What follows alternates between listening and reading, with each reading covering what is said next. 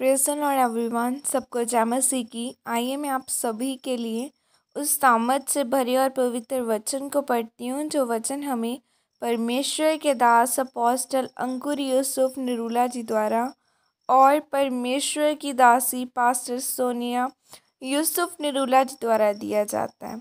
आइए मैं आप सभी के लिए उस सामर्थ से भरे और उस पवित्र वचन को पढ़ती हूँ।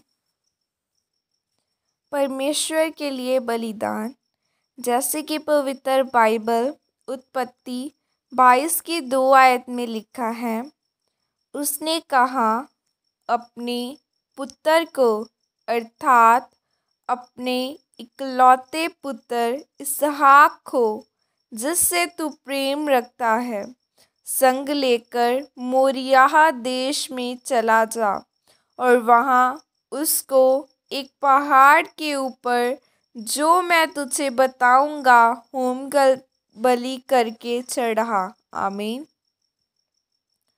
मेरे प्रियो, बाइबल में पुराने नियम में लोग जब पाप करते थे तो अपने पाप की तौबा के लिए होम बलि, पाप बलि, अन्न बलि, ऐसे ऐसे बलिदान परमेश्वर के लिए चढ़ाते थे और फिर उनके पाप माफ़ होते थे। लेकिन नए नियम के अनुसार प्रभु यीशु मसीह ने अपने आप को क्रूस पर कुर्बान करके ऐसे बलिदानों को ख़त्म कर दिया है। इसीलिए आज लोग ऐसे बलिदानों को नहीं चढ़ाते। जिस प्रकार हम बाइबल की पुस्तक में अब्राहम के बारे में पढ़ते हैं कि अब्राहम परमेश्वर की व्यवस्था पर चलने वाला खरा व्यक्ति था, क्योंकि वो जानता था कि उसकी ज़िंदगी के ऊपर परमेश्वर की एक बहुत ही बड़ी योजना है। इसीलिए जब परमेश्वर ने अब्राहम से उसके पुत्र का बलिदान मांगा तो वो ज़रा भी हिचकिचाया नहीं और अपने बेटे को कुर्बान करने के लिए ले गया।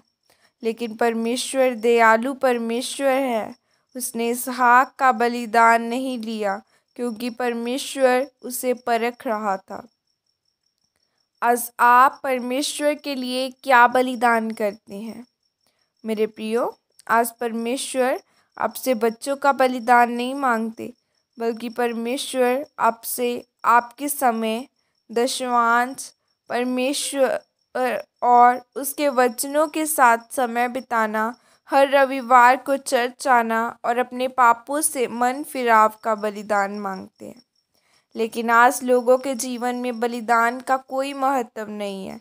वो रविवार को चर्च ही नहीं आते, अपने कामों में ही व्यस्त रहते हैं और ये सही नहीं है। अगर आप बाइबल में पढ़ें तो लिखा है कि दाऊद का पुत्र सुलेमान परमेश्वर से प्रेम रखता था और अपने पिता दाऊद की विधियों पर चलता था।